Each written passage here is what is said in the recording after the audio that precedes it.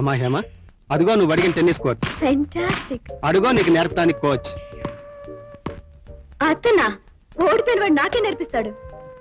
అదేం మాట, గెలుపు ఓటమి అనేవి టైమును బట్టి ఉంటాయి.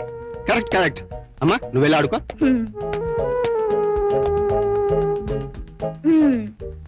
చూడు హేమ, ముందు నీకు సర్వీస్ చేయడం నేర్పిస్తాను. ఈ చేత్తో బాల్ ఇలా పట్టుకుని ఈ చేత్తో రాకెట్ నిలా లేపి how sweet you are. You idiot, scoundrel, stupid. ఏమే బాలు బుద్ధి చెప్తానని బుద్ధిగా ఉన్నావేమిటి? ఇవాళ నుంచి నేను డిఫరెంట్ హేమని. బుద్ధిగా ఉంటూనే బాలుని బజ్జో పెడతాను. అంటే బాలుకు బాగా బోర్ కొట్టి అతని దగ్గర టెన్నిస్ నేర్చుకుంటాను. ఒకసారి అడిగితే నేర్పని పొమ్మన్నాడు కదే. ఏమే మంగం కథ తెలుసా మీకు? ఒక మహారాజుతో నిన్ను పెళ్లాడకుండానే నీతో బిడ్డను కంటానని పందెం కాసింది. చిచ్చి, నువ్వు మాత్రం పందెం కాయకేవు.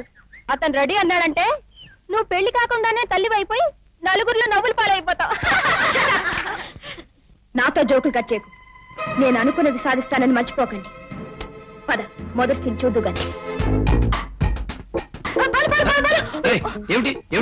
ఇక్కడ మెట్లు బాగాలేదు, చూసుకోకుండా కింద పడతావునని భయం వేసింది. చూసి నడుస్తాను. నేను ఎందుకు పడతాను? పొరపాటు పడ్డావు అనుకో, మళ్ళీ ఏ లంటలో తీసుకెళ్తే గానీ బాగుపడదు. అన్ని రోజులు నిన్ను చూడకుండా ఎలా ఉండగలను? మరి కొట్టుకు. అదే మాట నన్ను అనొచ్చుగా. చెప్పా, చింపాంజీ మొహం నువ్వును. పోనీ అదే మాట నేనన్నా. చిచి,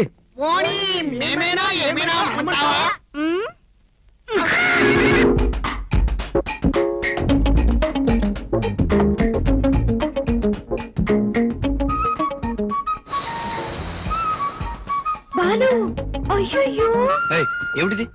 యాసిడ్ పొంగుతుంటే నీ మొహం మీద పడుతుండేవనని భయం వేసింది. పడితే ఏమైంది? అమ్మో, ఇంత అందమైన మొహం కోటి కుక్కలకుంటుంది. యాసిడ్ పడితే ఇంకేమైనా ఉందా? అదే మాట నన్ను అనొచ్చుగా. నిన్న నీ మొహం చింపాంజీ మొహం. నీ మొహం చూస్తే యాసిడ్ పొయ్యాలనుంది. పోనీ అదే మాట నేను నిన్నానా? చెయ్యి, నీది మరీ చుంచు మొహం.